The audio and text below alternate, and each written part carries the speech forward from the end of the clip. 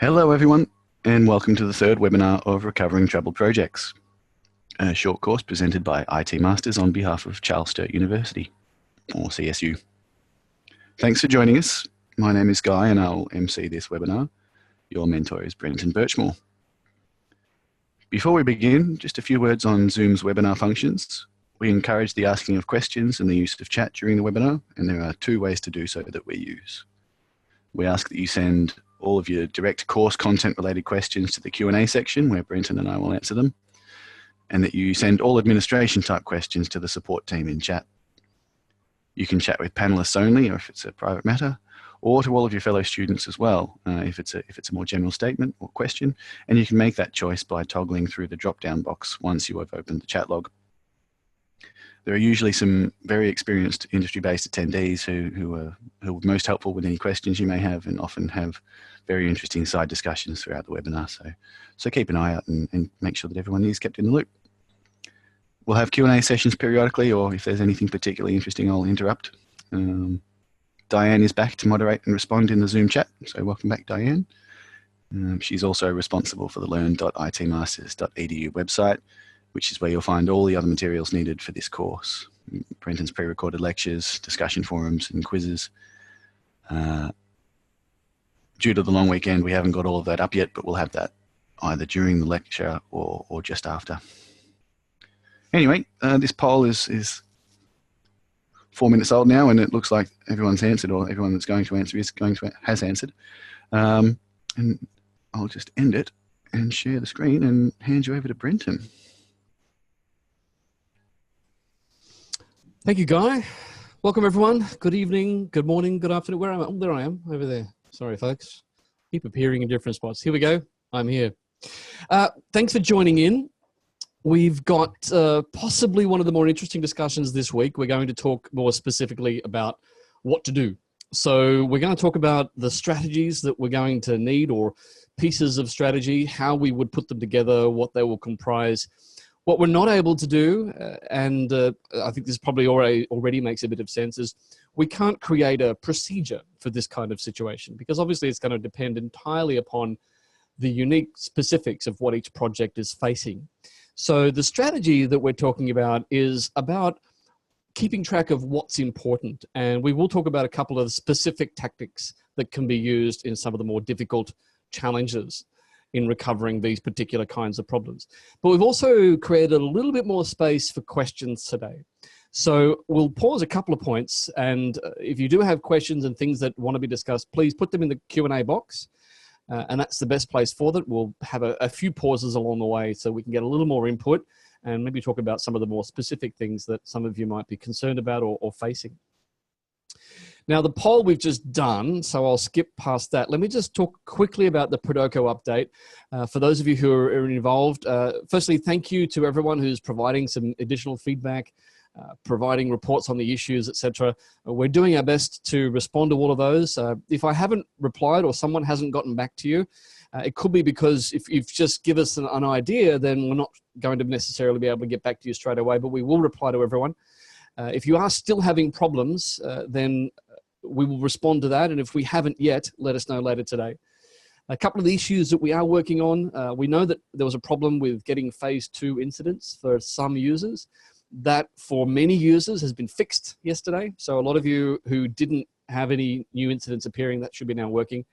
We know that a few are experiencing JavaScript errors. Now, the most likely cause of that is that there's a conflict between certain elements of the Unity build that were there before and the new one. So trying to restart your browser or clearing cache and starting again may well solve that. But there is, I think, still a couple of things that the techs are looking at today. So there might still be some wrinkles that get sorted out later today as we go. So do keep letting us know, in particular in the forums or via the support email or the issues reporting.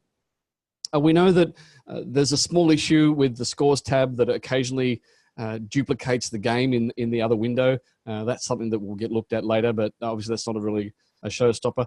We've also made it so that everyone can still catch up with all 80 incidents. We originally wanted to have it fairly structured so that it was lined up more closely with the 4 weeks, but because sort of had a couple of delays, we've decided that we're going to open it up so that anyone who does jump in a bit later, who hasn't necessarily done it yet, you'll have access to all of the incidents that are eligible up until that point. So if it's week 2, which we're up to now, you've got all 40 incidents that would be applicable for weeks 1 and 2 available. So hopefully that'll make it a bit easier for people to come up to date. And there may be another build pushed out today with some of these other fixes. I think we're at 1.02 as a build at the moment. So later on today, you should see 1.03 or worst case tomorrow morning. All right, so when we talk about recovery strategy, I want to elaborate on what we mean regarding a recovery strategy. It's a guidebook for how we go about what's important for making the decisions, and it's the thing that we use to help us build a plan that's specific to our project. So in the last week, we talked about different categories of failure and different sources of project failure and where those sorts of failures can come from. And once we get down to the point of actually going back to work in our project, we are going to have more detailed plans. So the strategy is going to result in a plan ultimately, but it's going to be directly responding to whatever are the particular causes or sources of failure or where our project has got into trouble. But this means that it's always going to be highly tailored. So this is meant to be an indicator that helps us decide what's important in our project and what do we need to have and do in our projects to help it move forward. And one of the reasons why we have this process of going through so much analysis with regards to recovering a project is because we need a very strong mandate. So a recovery investigation process needs to have a lot of things nailed down. Because once we get this mandate to say, right, we're going to go into recovery mode, we're going to implement all these things that we've decided upon, it's a second chance for the project. And it's not common that a project will get to go through this kind of upheaval twice. It can happen, but we should assume that we only want to go through this kind of drama once. And that means we have to get everything nailed down. We have to look at all of the things that are damaging our project, and we have to deal with all of them in what we do next. And we need to get a mandate that gives it enough power to deal with all of those issues. But if we get the mandate and we get the power and we get the potential to actually make significant change, we need to know what that change is going to look like.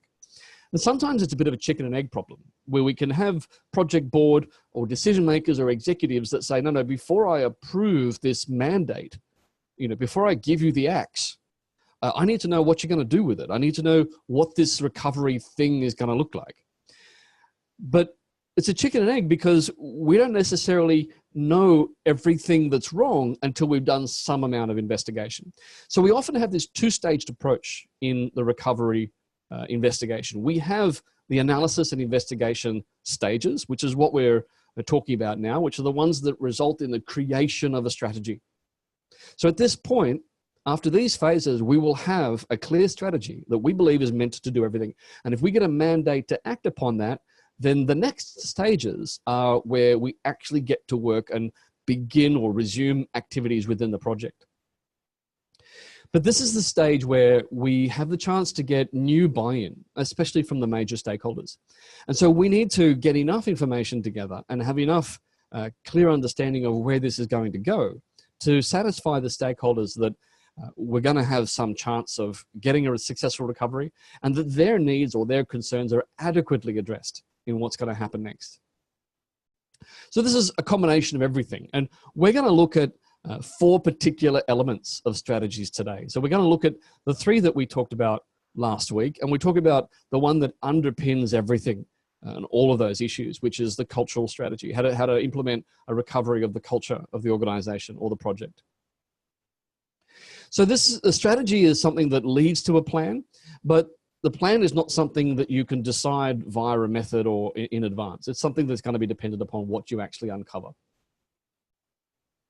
So let's look at the strategies that we're going to talk a bit more about today. The business recovery strategies, this is about addressing the discrepancies between what is likely to come out of this project and what business leadership now expects or is wanting from this project. Remember we talked a bit before about how one of those two can drift. And usually if it's drifting from the point of view of what the business wants may have changed, either deliberately, knowingly, or perhaps subconsciously, what it results in is a discrepancy. And that discrepancy is the thing that we need to create a strategy for. The second is the leadership interference, where we have decisions that are impacting us from outside the project. We need a strategy that will prevent that from happening, that will identify it, stop it from happening in future, and make sure that the next stage of the project, the recovery stage, is going to be much more insulated from these kinds of impacts. The third is the performance one.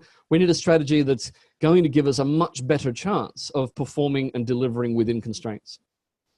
And lastly, culture, which is the underpinning thing that, as we talked about last week, a lot of these failures, you can describe these sorts of challenges or types of challenges in these categories, but often they come about or they haven't yet been solved for cultural reasons within the organization. So we're going to talk a bit about how do we include cultural change with our strategy of the practical things we're going to do in changing our project.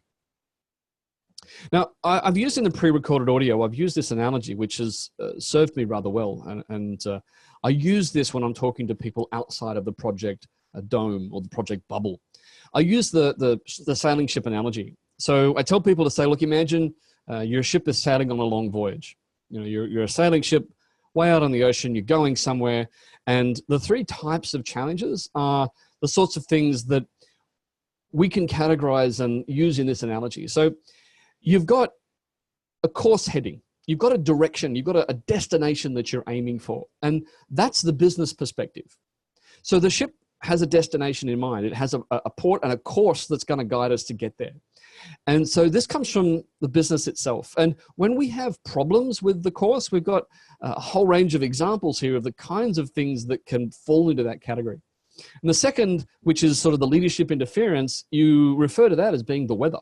You know, that's kind of the unpredictable stuff that can affect your ability to stay on course.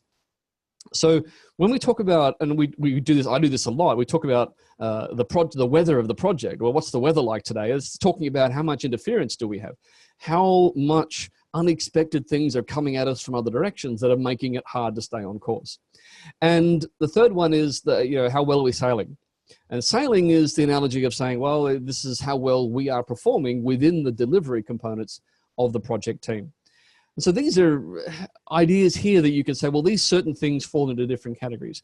I find these terms to be a lot less threatening, and I find them to be quite useful in a way of explaining how we're going to respond to these. Because all of these three, if you were a ship on the ocean, you'd respond to them quite differently. And so we're going to use this occasionally as we go through this discussion. So when we talked before about the evaluation stages, the whole process of project recovery has roughly, well, there's 4 or so stages prior to getting the formal approval and the mandate. And then after that, you have a recovery period where drastic change happens. That's recovery execution. And that's something we'll talk a bit about next week. And then you have the handover or the ending of the recovery where it transitions back into a normal mode. And that's another thing we'll talk about next week. So the things we're going to cover today and we're talking about is these are the stages that we will go through in the actual recovery strategy process. So the first thing we need to do is the sort of things we've talked about last week. Get an understanding of exactly where the types of problems are coming from. That tells us how much of each kind of strategy we're going to need. I mean, how much of our strategy is going to be about solving the business problems? How much of it is going to be solving the external leadership problems? How much of it solves performance? Then we investigate details. So this is kind of the audit phase. This is where, now at this stage, we have gone beyond simply thinking we've got a problem. We've got to the point where we are investing effort. So we're taking steps, taking actions, and doing something about it. And here we find out what the details are. So this is where we would look at the performance reports. We would look at the details of all the decisions that have gotten in the way. And we'd look at exactly what people think is being delivered. So we would, in the case of a business problem, we'd look at interviewing the different stakeholders and say, well, what do you think this project should be doing? What's your take on this? And then we compare and analyze exactly where those discrepancies lie. The next stage is where we start to implement the early parts of the strategy, where the strategy starts to become a plan. So then we prioritize what's important. Now, we have a project that generally we can assume it's not going to achieve all of its goals and milestones. It's not going to do everything. And this is why it's red. We've lost faith in that. And what we need to do now is prioritize what is most important. And this can mean entirely new priorities come into play. This is not simply about saying, well, we were still planning to do these 6 things. We're only going to do 4 of them now, so which ones do you want? It's not just that. It could be that, well, we're still going to do 6 things, but maybe 2 of them are going to be replaced by 2 totally different things, because perhaps that is what the problem is from the business point of view.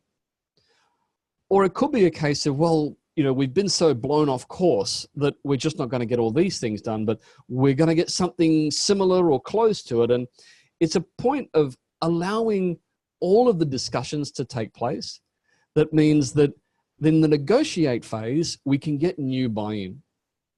So this is the point we want to end our recovery evaluation. We want to have a strategy or a collective strategy that is dealing with all of the concerns and problems, has clearly understood what the new priorities of the project are now, and have negotiated and obtained buy-in from the various stakeholders that this is the new project. And in some cases, it'll look slightly different, and in others, it'll look radically different. And in some cases, the difference will be so great.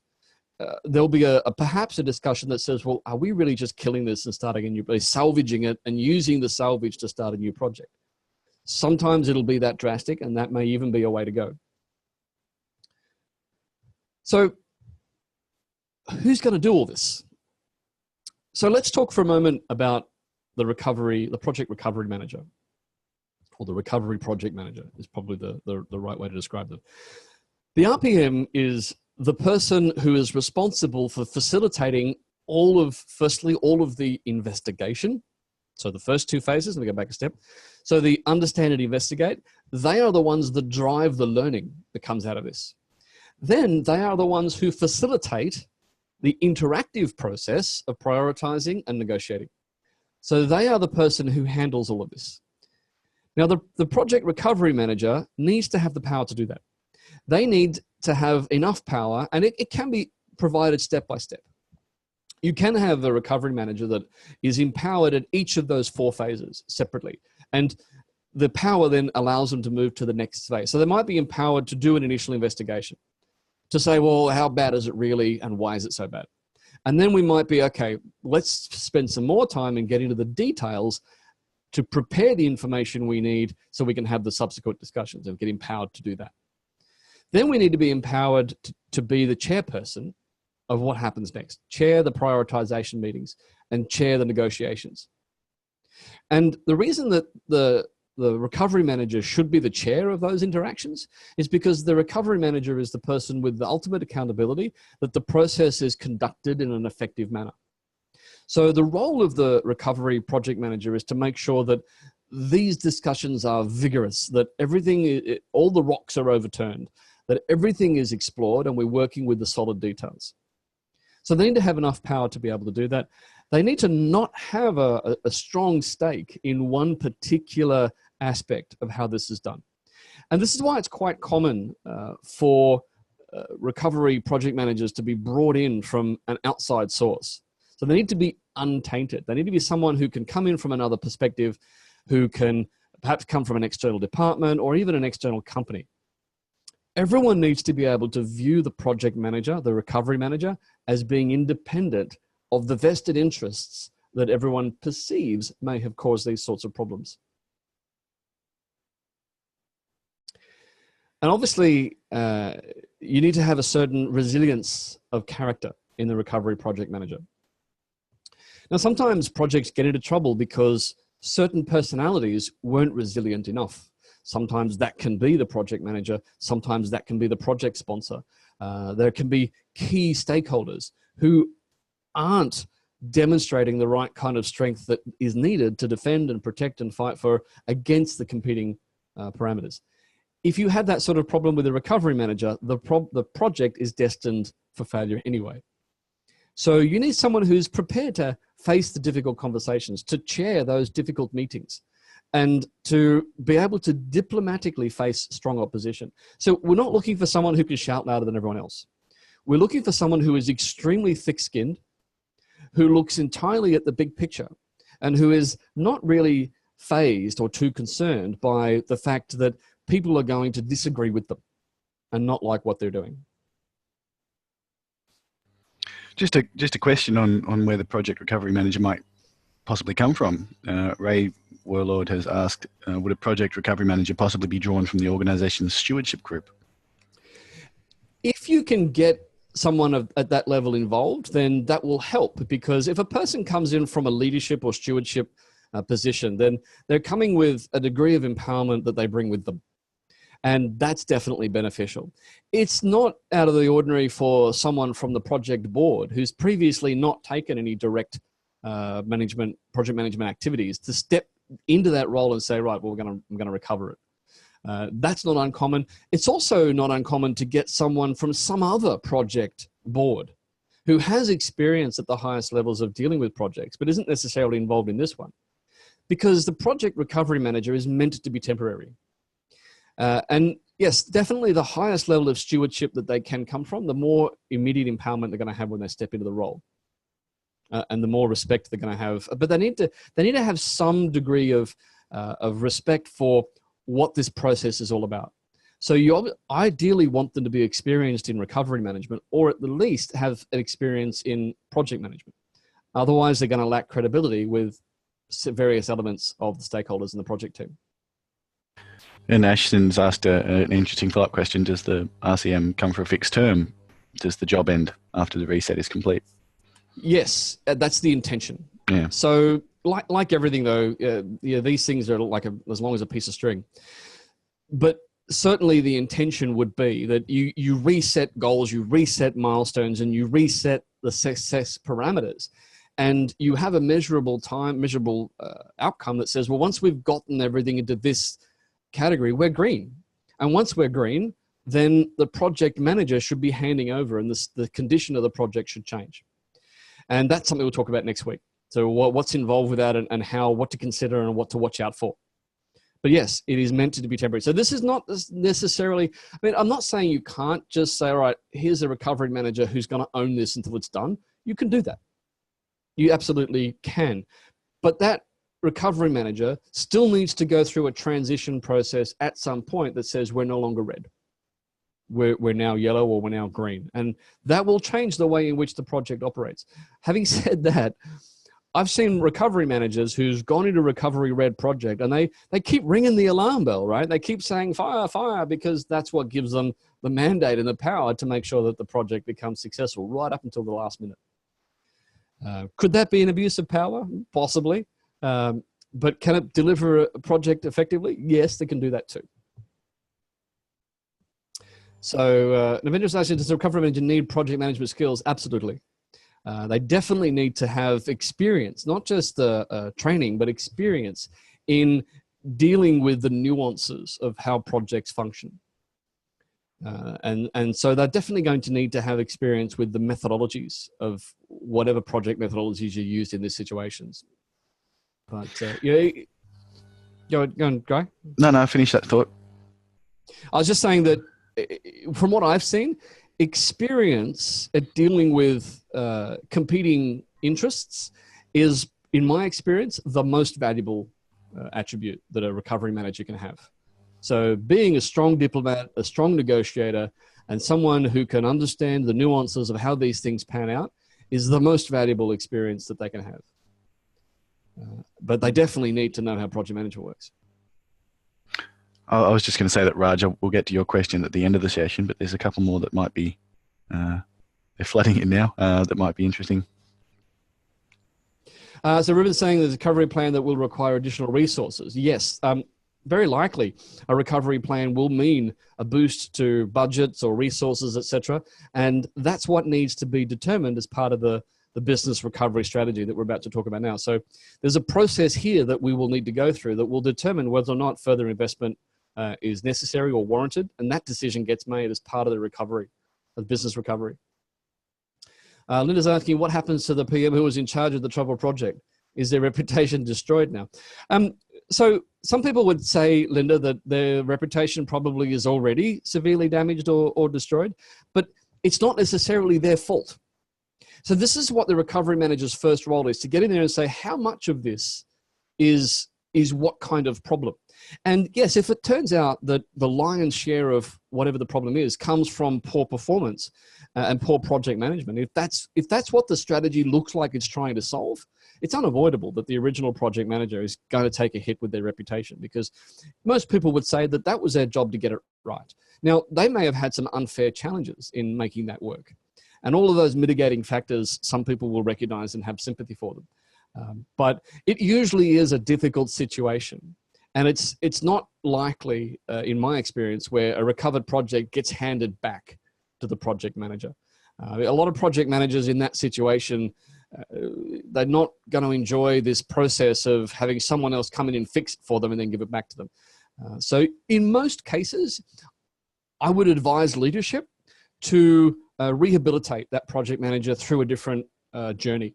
Give them something else to do, move them into another role, but give them things that will allow them to still succeed and progress and do other big things. That's not what everyone does. Sometimes those project managers end up paying a price, but unless there's someone that really aren't good enough, then find something else that will allow them to move on. Denali is saying, is it okay to have team members from the original project in the recovery project? Absolutely.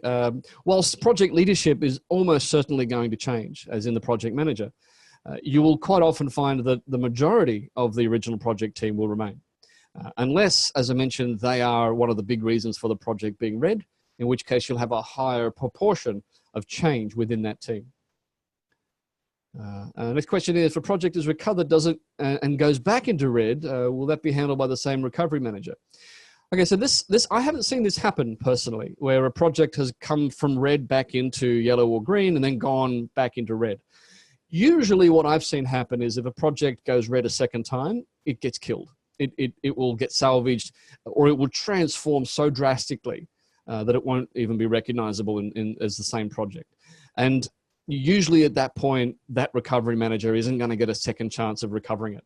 That recovery manager will say, well, that whole idea didn't work. Now let's go about it. And they'll go about it so differently that there'll be new leadership.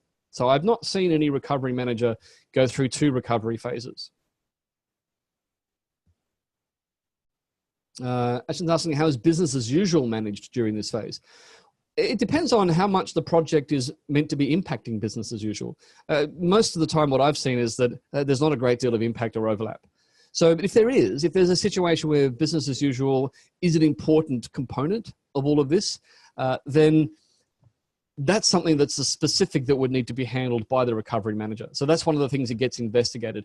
And usually when you get the stakeholders involved, this is going to be something that those stakeholders are going to be most worried about.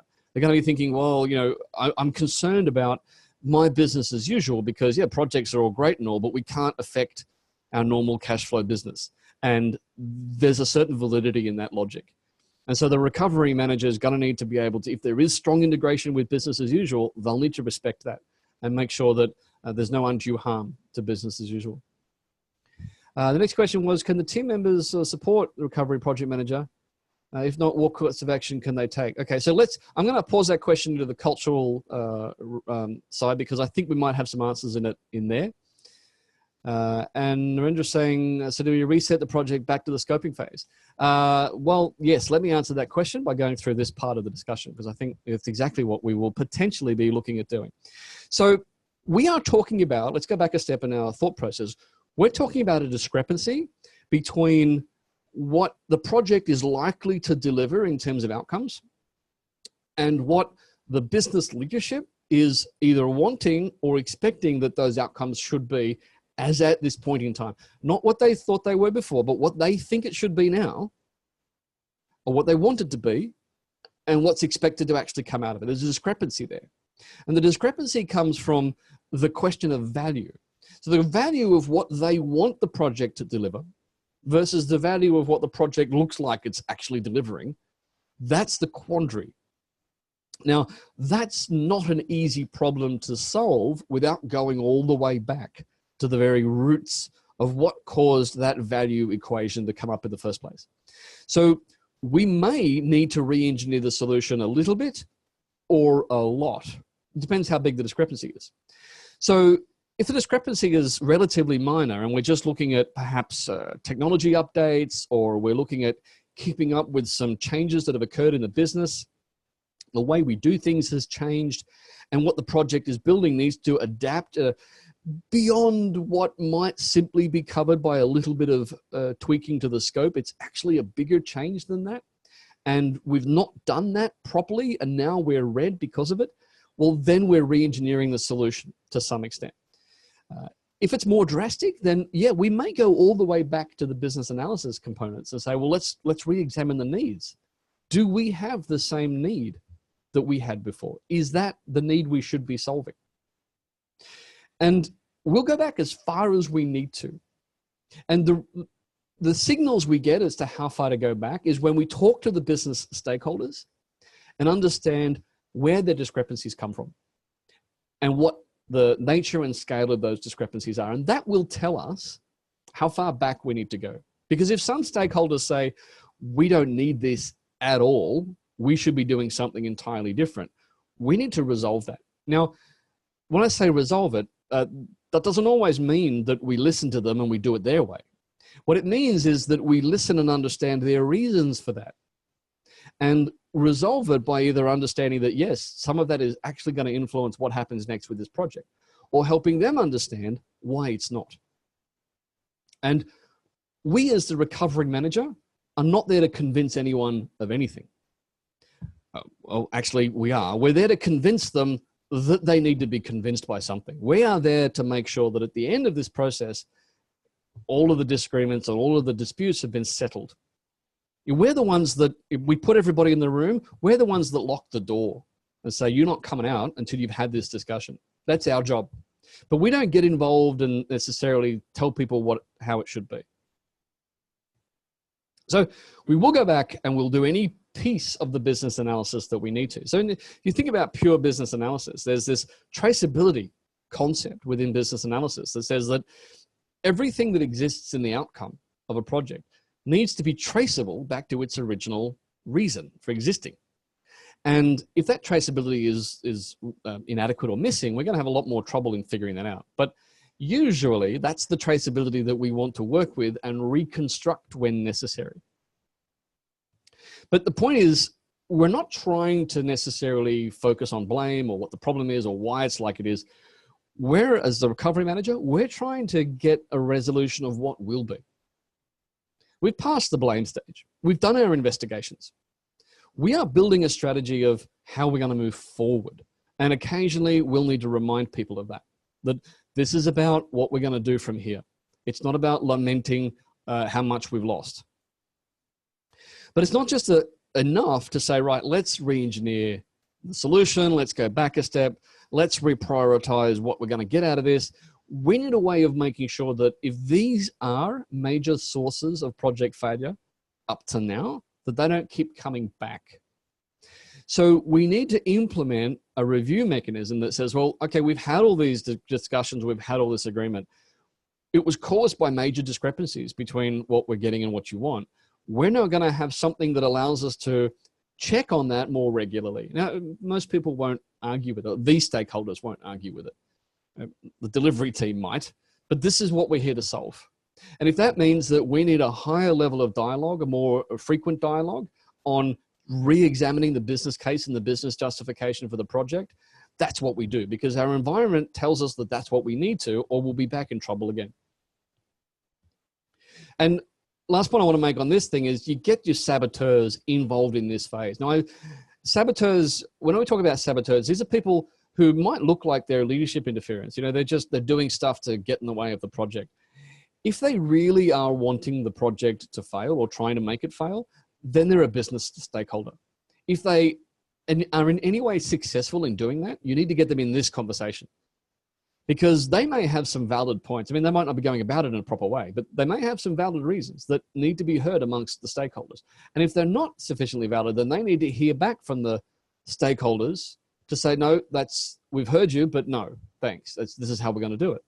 And we need to use that as a way of helping protect ourselves from that saboteur in the future, or maybe even convert them into a supporter by getting what they find important wrapped up in all of this. So let's look at a couple of questions on this particular part of the strategy. Sarah's saying, how's the role of RPM communicated to the old project team, especially managing resistance and refusal to acknowledge that anything is wrong? So that's a cultural question. I'll sort of answer it a little bit. The recovery manager is appointed by the project board. They are appointed and empowered by those who can kill the project.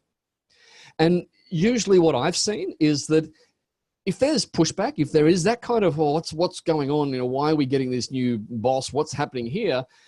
The simplest answer is, well, it's instead of killing the project. You know, this is an attempt to recover instead of killing it altogether. And when faced with that reality, usually people will say, okay, well, if the powers that be have decided that killing this project entirely is actually a possibility, then that's an acknowledgement of how serious it is that everyone in the project needs to accept. They might not agree with it, but they need to accept it. So if you get that kind of pushback, then I would highlight the fact that that's the decision phase we're going to get to at the end of it. We go through this recovery. It's not automatic that we're going to continue the project. Some projects it is, but that's the kind of language that I'd be using to help with that.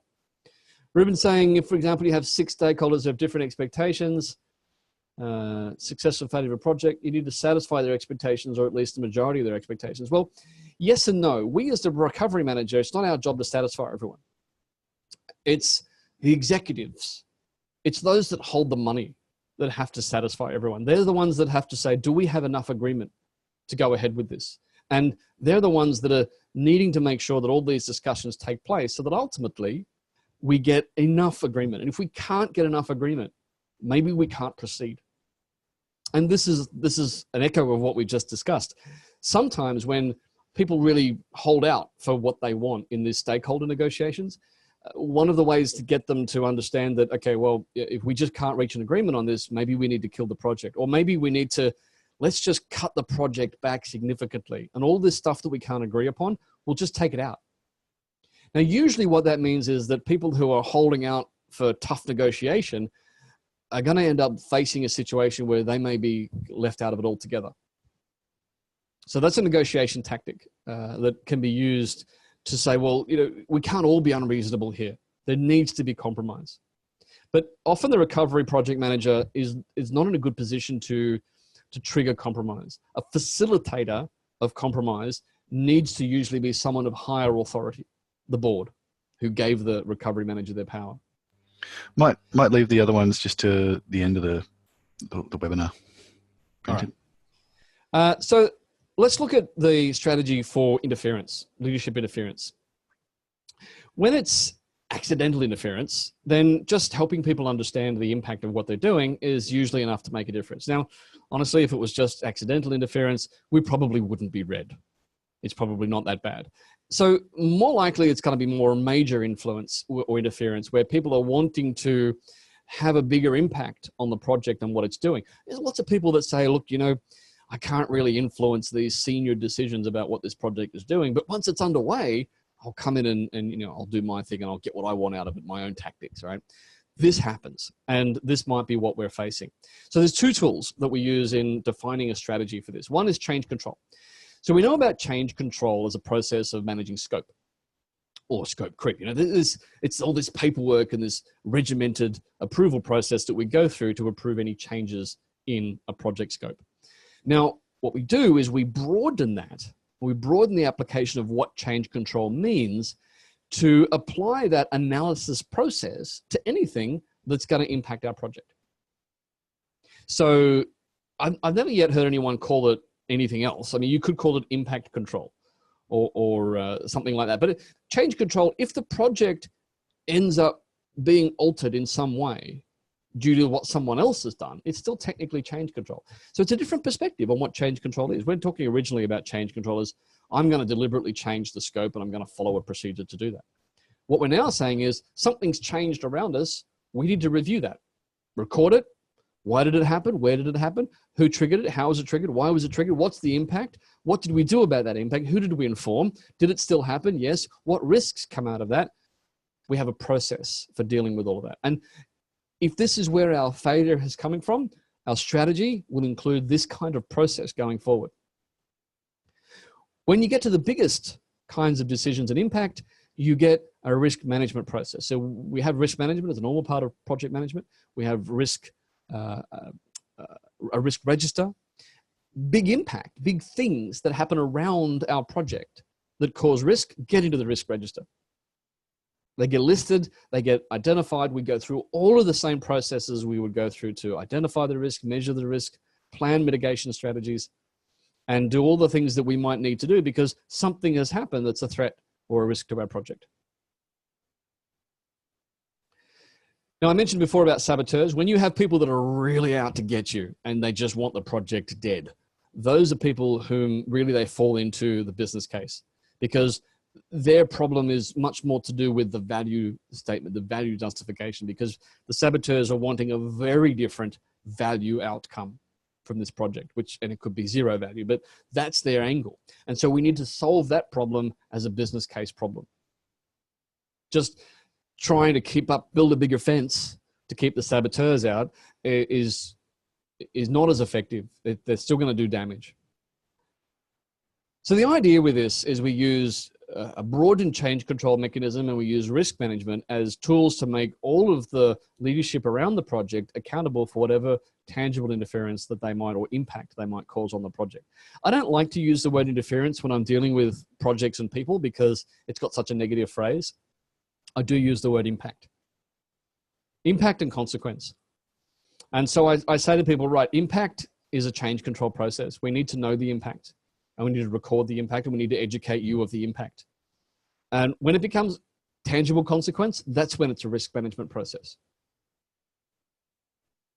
Now, a lot of the time when you're facing these kinds of challenges, you're facing a situation where usually the project sponsor would be your hero. The project sponsor would be the kind of person that would deal with these kinds of threats to a project. And if they were dealing with them effectively, you probably wouldn't have gone red for these reasons. And not always. It's a bit unfair in some cases on the project sponsor. They may really be up against it as well. But usually that's where you'd turn to get the help and support you need to stop this kind of decision interference. And what happens when this is lacking in a project and we go into recovery mode, the recovery manager needs to understand that they become the force of nature that the project sponsor should have become.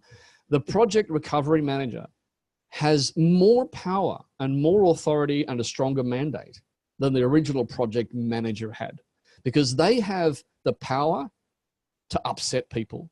They have the power to disappoint. They have the power, the accepted power, that not everyone's going to agree with them. So that means that, and that's the power the sponsor has. The project sponsor has the power to say, I'm going to make this happen. I want this to happen. We've got a mandate, and I know some people aren't going to be pleased about it. So the RPM can take on that and might need to deliberately where that's lacking from the existing sponsor. Let me talk through recovery performance, and then we'll talk a bit about see what other questions we might have on that. So performance, now this is kind of easier.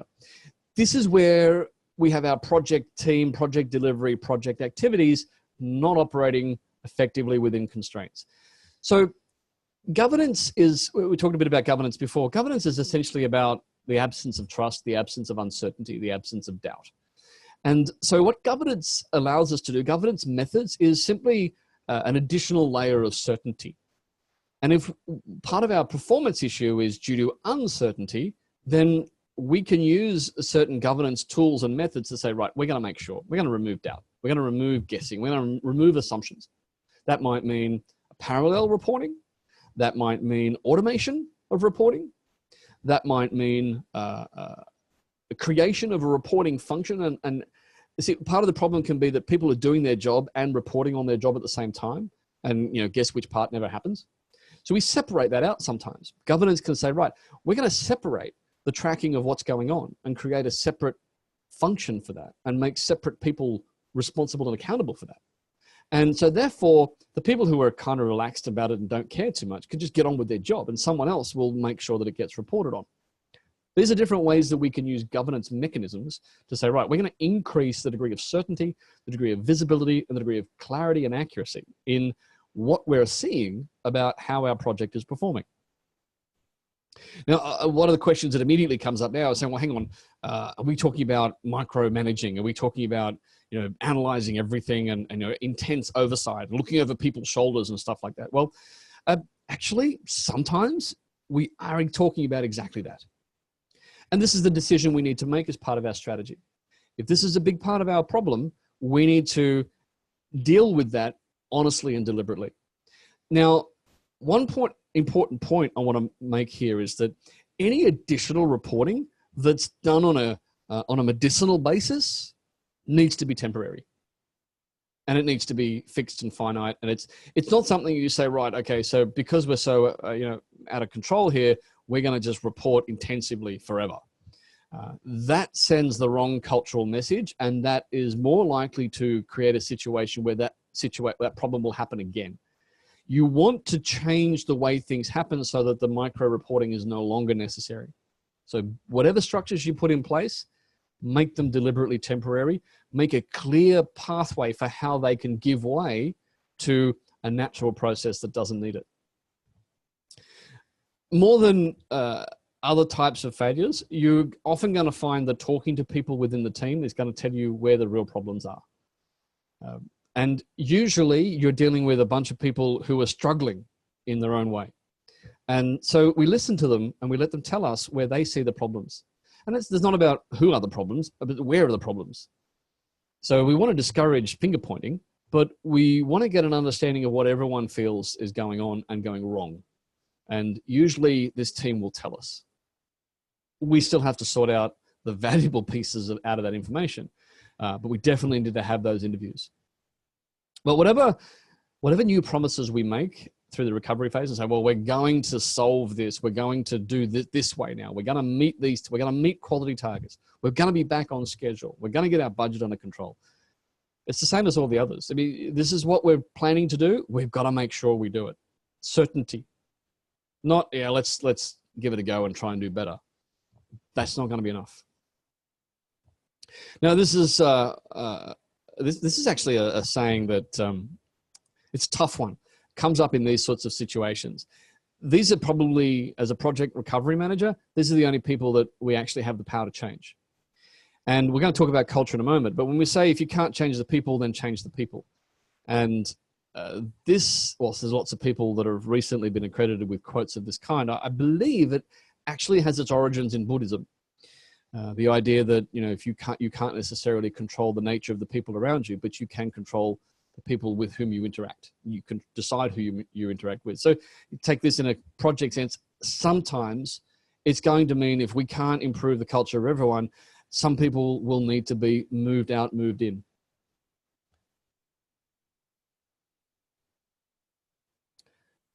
Guy, are there any questions that are specifically about the things we've just covered just before we talk about culture as the final step?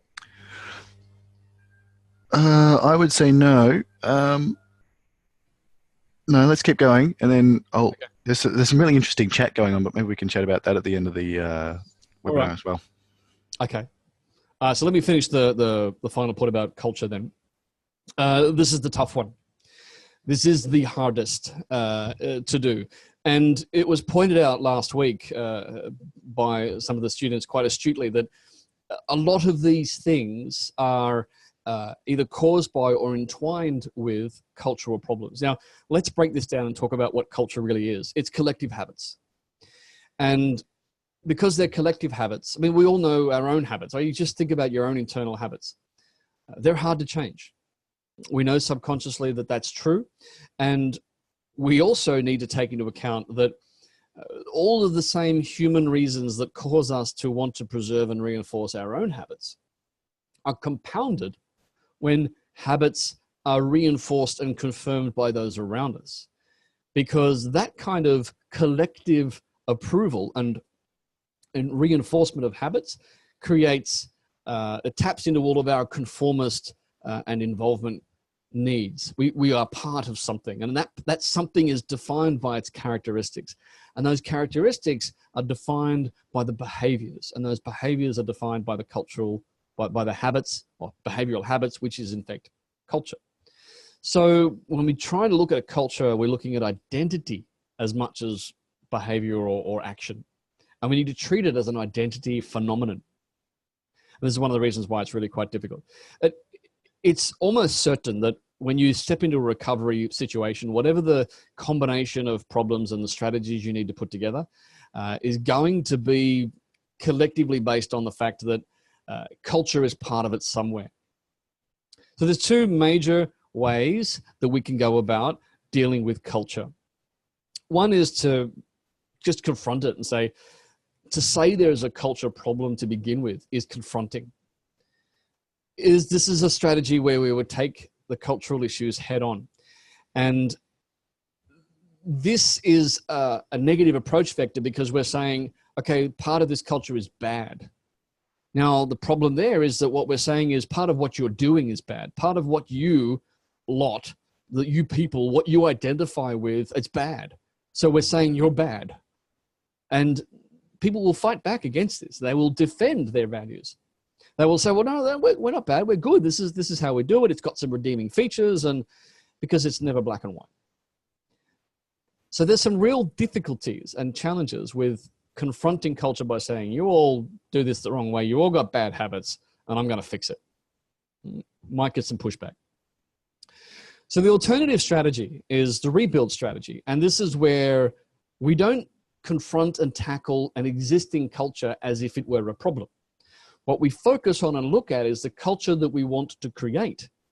And we do it by subtly triggering, influencing, promoting, rewarding the kind of behaviors and cultural activities that we want to see more of, without focusing on the punishment of those we want to see less of. So it's the carrot, not the stick.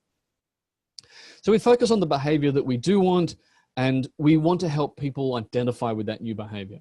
So let's look at each one in a little more detail. When we confront a culture, people will have tendencies that linger, and they will fight for them. They will defend them. Even when they know deep down within themselves somewhere that what they're defending isn't really strong, isn't weak, isn't great, they'll defend it because they identify with it. You know, that's us. And we're going to have to tackle that if we use a confrontation approach. But usually this sort of confrontation is top versus bottom. This is usually leadership saying, oh, we're going to change the culture. You don't usually get the run-of-the-mill baseline employees coming forward and saying, hey, you know, this leadership is terrible, we're going to change it. Usually it's someone from a higher position of authority in the hierarchy that says, oh, we think culture is bad, and so we're going to change all you lot. So it's very much us versus them across the hierarchical layers. So we know that habit has momentum within ourselves, our own personal habits. They're hard to change. So when we have culture that we're challenging, it doesn't only have momentum, it has defenders, people that will fight back and fight for it. And we know already that when we say, well, do as I say, but not as I do, if leadership doesn't demonstrate the right and use that, be an example of the right side of cultural change, it isn't going to work. Now, why, all these bad stuff, why would you even try this? Well, if you can get enough buy-in, if you can get enough acceptance that actually there's some justification to say that culture should improve. Not that it's all bad, but we should definitely make some improvements. If you can get some buy-in to that point, then you can possibly get a quicker result in cultural change. If everyone says, yeah, probably we should do better at this, and let's get into it, then it can work. It can be successful. Rebuilding means we define the new standards as standards in and of themselves. We're not defining them as in contrast to the existing or previous culture. We don't want to highlight what we're leaving behind. So we define the new standards in isolation by themselves. This is how it should be.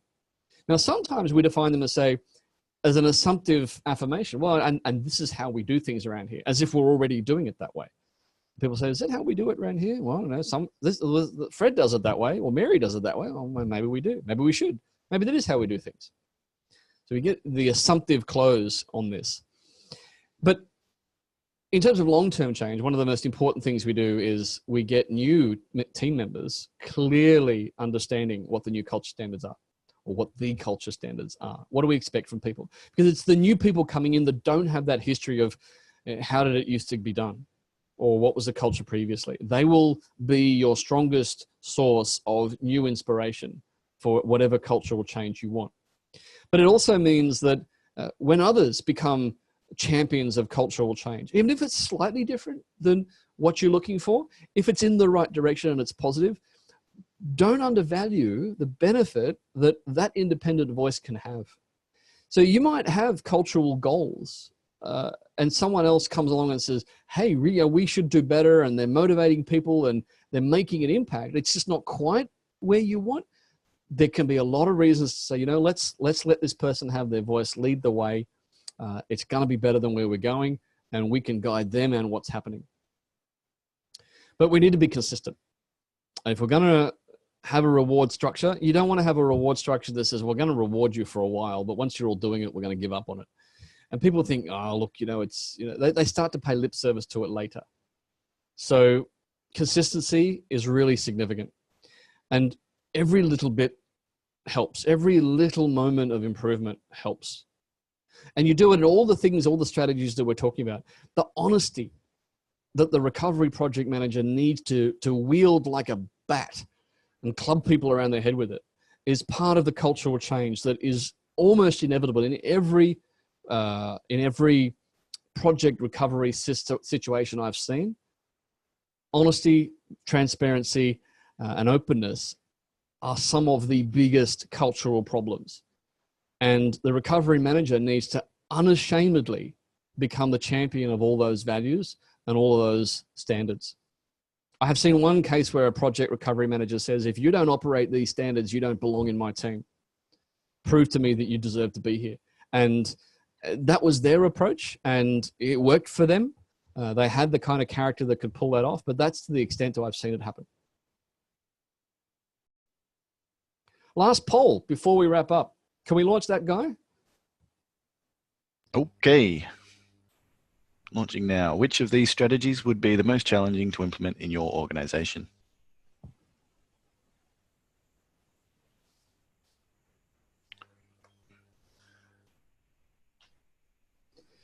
Let me just grab a couple of these different questions. Kim's saying, how long would this recovery phase potentially take? Obviously, that's going to depend on the length of the project. So if I express it in terms of the project duration, I would say a recovery phase can often be 5 to 10% of the originally intended duration of the project. So if a project's going to take 12 months and you get red halfway through, then the recovery phase could be a month. It could be 2 weeks, but it's probably not going to be less than 2 weeks. If your project is only 3 months in duration, then you're probably not going to spend more than a week on project recovery. So that gives you an idea as to what sort of scale you're looking at. There's a couple of linked questions here from Narendra and Arknigam. Why not cancel the project and set up a new one? What's the difference? And then Arknigam I think we have to consider the financial expenses in both. And other objectives as well. Yes, opportunity cost, sunk cost are big factors. I have seen one incident where project recovery was in all practical terms done as project recovery, but it was presented as a case of saying, well, we're just going to kill the project and start a brand new one. It just happened to be the original project with 10% change. Like they only changed 10%. But they called it, oh, we're going to kill it and start again. And that gave them the power to literally wield the knife through everything. And it gave a mandate to say, well, this is why the change is so drastic. That old project's dead. Nothing about that is relevant anymore. So when people were clinging on to things that they wanted to hold on to, that was a way of preventing that. And that was a way of dealing with a lot of the vested interests. But it didn't actually happen. All of the accounts still stayed the same. They just changed the name, called it a new project name. All the same documents we used. They just changed the headings.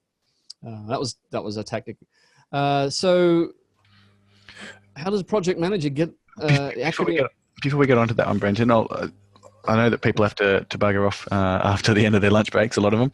But I've shared the poll results, and we got over 50% cultural recovery, the most difficult. And there was a lot of interesting chat during this webinar that I'd like to touch on, actually, with respect to culture and the realities of project management and contracting as opposed to being an employee. You were talking earlier about the ability to send a project manager onto a different task, and that's especially the case if they're a staff member. But what if they're contracting, and what sort of effect does the sort of pervasiveness of contracting in project management affect culture, and are there any greater implications? Sometimes outsourcing of project and project management can be done deliberately because you want to avoid the cultural problems that you might already have. And so you literally outsource and you bring in a different project culture. And when that's successful, that's great. When that actually becomes the problem, then if you're the customer and you've outsourced project delivery and project management, ideally you want to have a situation where you say, okay, so the way in which this project is managed is something that we have a stake in. Usually project delivery will say, well, hang on, we know what we're doing. We're going to manage it the way we think we need to. There's a bit of debate between the customer and the deliverer saying, well, no, this is, they both want to have a say in this. But ultimately, if the customer says, well, at the end of the day, we have some power to kill the project. If we have a power to kill the project, then we should have power to make major structural changes to what's happening to the project to save it. And that's the leverage that the customer gets. And that's what the customer needs to use. So if they need to make major changes to contract roles that they are perhaps more arm's length and they don't have the same sort of direct influence, what they do need to be able to use is say, well, we still want value. And we're not seeing value, and we're needing to see certain recovery actions taking place and certain things done. So it really is a problem when you have a customer who's got consulting people in who they can't necessarily have that much influence over, and that's what's not working. So then you need a higher level of stakeholder discussion between the customer and whoever is providing these resources and say, well, we want to have a discussion about the alternative to just canceling this. Now, if you're in a position where financially, commercially, contractually, you just can't cancel it, then the mistake was made long ago, and you're not so much in a recovery situation. You don't have control over enough of the recovery process. Then you're in a much more difficult situation. And this is obviously a lesson learned to avoid that sort of scenario. But then you really are forced into a negotiation situation where you have to use buy-in techniques to get whoever is supplying your project resources to come along and say, we really need to do this differently because it's just not delivering value, and this whole thing is going to end up a catastrophe. And if all they do is keep pointing to the fine print, well, to some extent, you could say the mistake was made to have signed that in the first place. But then you're back to negotiating from a weak position if that happens. What else did we get, Guy? Oh, there's tons of questions. I've put the activity up for anyone who needs to jump off. Yep, those are up in the forum already. The module prompts. Okay. There was also some chat about the size of the organization with reference to culture, and I suppose it would also have an effect on the extent to which you do contract for projects. If a massive organization, is doing a project, they would probably have project management staff or a team. So do you think that there is an impact on size and culture? Definitely. Or a relationship? When you get larger organizations, the more barriers you have, the more siloing you have, even if doesn't seem like siloing, you get cultural silos. So you'll get teams that'll work differently from other teams. You get departments that work differently from other departments, and cultures will vary. And the opportunity there is that a project team can have a very different culture as a project team than the rest of the company that they're working for, even if they're in it. That possibility exists with larger organizations. If you've got a company of 30 people, it's not going to happen like that. Your project team might be 2 or 3, and everyone else is partially seconded. So you're then going to have the company culture that the whole company works with, and that you're not going to have a subculture in project management. So the size and scale will determine the extent to which subcultures will exist. And subcultures, in my experience, are a good thing, because amongst most, even where the macro culture is quite problematic, you will find examples and evidence of positive subculture. And you can tap into that, you can reward that, you can promote that, you can empower those people, you can get them to be thought leaders, and you can leverage that. But if you're small and you have a problem with culture, you're in a much more difficult situation. There's nothing you can tap into. Awesome. Thanks for that. Maybe we just whip through these last questions and maybe ask others not to send any future ones in, because we're already about put them in the forums from here on. So let me look at some project managers having multiple roles other than project manager, other than technical specialists. Yeah. So this is more likely in smaller projects if people do have multiple hats. This is one of the things about, so I'll answer this question from a project recovery point of view.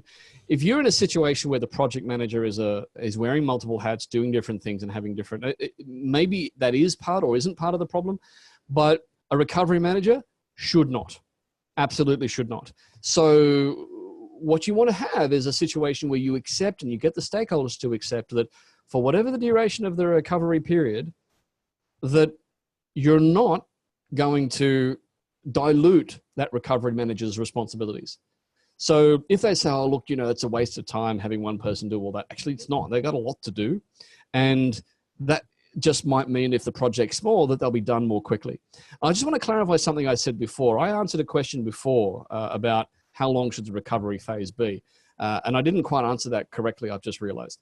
When I said 5 to 10%, I'm talking about the recovery investigation and strategy and implementation and the transition. Recovery execution, that we're going to talk about next week, could last for a major portion of the rest of the project. So if you're halfway through a project, you might spend 5% of the project's normal duration on wrestling with the idea of recovery and what you're going to do about it and what the new strategy is going to be and doing all this stuff. Then you enter an execution phase, which could be half of the remaining project time available. Could all be spent in a recovery phase, clawing your way out of red until maybe you hope you go green before you get to the end. There's a difference there. I was talking about the recovery investigation and strategy phase. That's what's short. Let me see a question here. Does it always mean that the project is recovered will be over budget? In my experience, yes. I've never seen a recovery situation take place that ended up resulting in a project under budget. Money is usually the easiest thing to spend when you get into project trouble.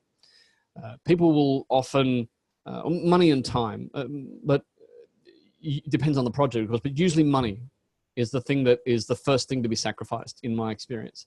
So because of that, I don't think I've ever seen a recovered project enter a situation where it's become under budget. So part of the business mandate, the value question is, well, how much extra money are we willing to spend and is it worth it? Because there's a limit. And so as part of that discussion, there may well be a limit that says, right, okay, if we, like I said before, if we had 6 things we want, we can only do 4 now. Well, if we really need those 6, then we need more money and more time. And that could be what happens. I have messed up my acronyms at times, yes. Recovery Project Manager, RPM. That's what it should be. Trevor says, when we're building culture, are you talking about the broader organization's culture or the project subculture or both? Start small.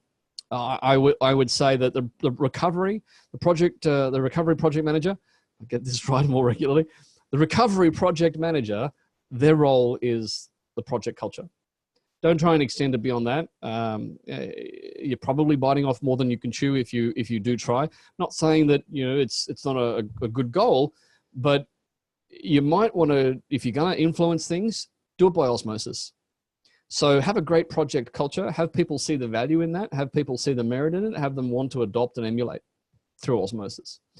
I wouldn't suggest that a recovery project manager should be trying to take on, I mean, if you're looking at leadership interference, then yeah, there's a certain change you want in people being too cavalier about bouncing your project around. You might want to change that culture.